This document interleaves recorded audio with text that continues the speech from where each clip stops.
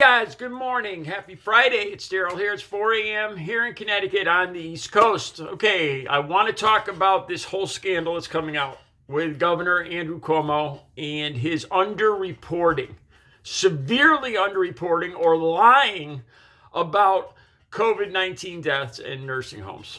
All right.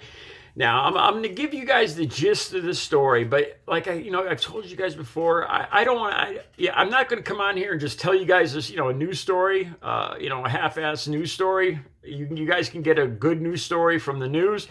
I'm going to get, when I give you guys a video, I want to put a twist to it. So this video is about my initial feelings when I heard this story and how I was kind of acting like how I blame Trump supporters. I'm going to call myself out. All right. So the gist of the story is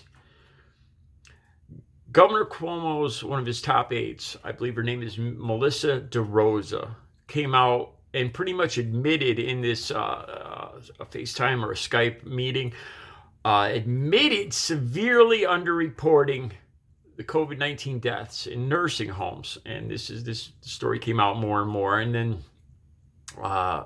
the donations from the Greater New York Hospital Association, a lobbying group, over $2 million in campaign contributions directly to Andrew Cuomo, which he then passed a law that would limit the liability of nursing homes. They could be sued or held accountable for a lot of these COVID-19 deaths. Now, unscrupulous people that own these nursing homes could use this in different ways by mistreating or not treating, by ignoring a lot of their patients, by not providing enough PPE, by not hiring enough staff. This whole law could have been misused. And it would appear that Andrew Cuomo was covering up a lot of the deaths, and along with getting a huge campaign contribution, bigger than any other year, it's a big mess. And then on top of that, it looks like he was coercing people to not talk about it. So the whole thing stinks to high heaven.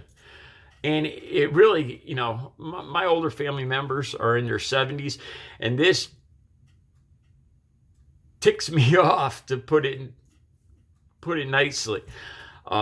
Here in Connecticut, I remember hearing this number this summer, that 60% of our COVID-19 deaths, we had a very high, at the beginning, Connecticut had a very high death rate, extremely high. We were way up there. And 60% of our deaths were in nursing homes. These people were, a huge amount of these people were dying. And I have to wonder how far now 27 other states adopted this legislation that would protect the liability, limit the liability of nursing homes. And like I said, this could be misused. And apparently it was misused by unscrupulous nursing home providers, operators, to make money, to save money, to cut corners. And it looks like a lot of senior citizens lost their lives to COVID-19 due to greed. That's the basis of this whole story. This video, like I said, you can get that story on the news. You can get the gist of it. I'm going to put the link I'll put the link to the Guardian story down below, so you guys could read the whole story and get the whole gist of it. That's, like I said, that's not really the reason I like to make these videos. I like to put a personal spin on it. And I'm going to tell you my personal feelings when I first heard this story. All this summer, I saw Andrew Cuomo come on TV, and I had a good impression of him.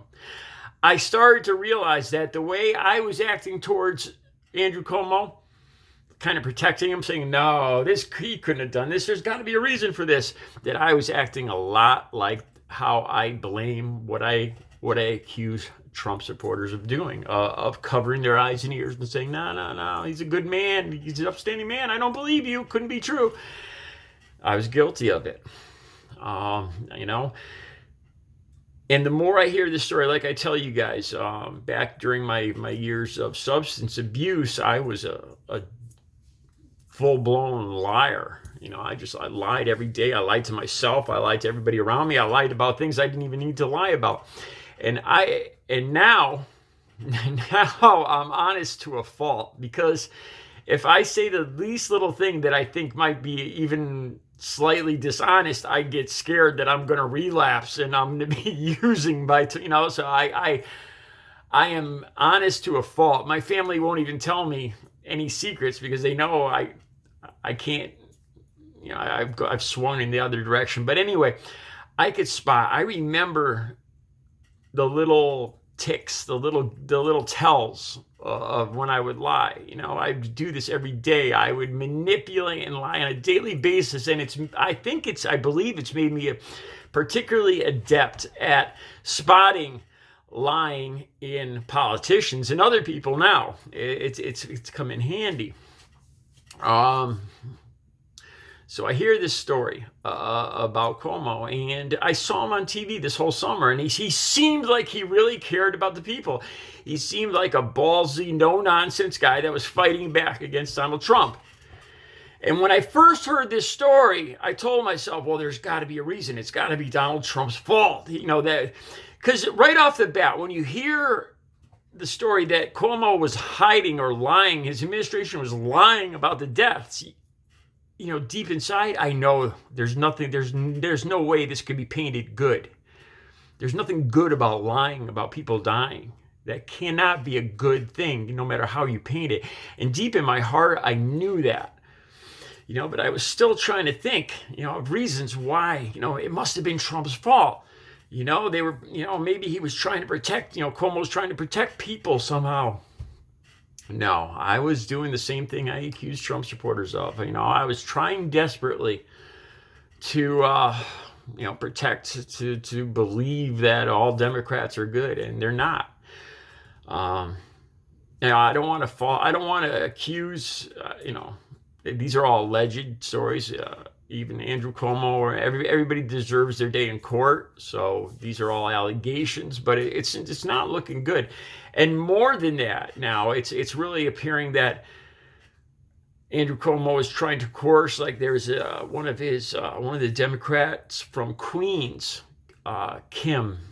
He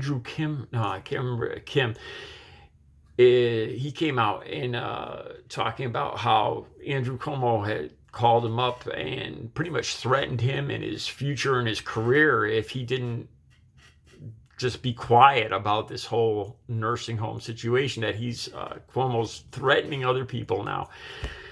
And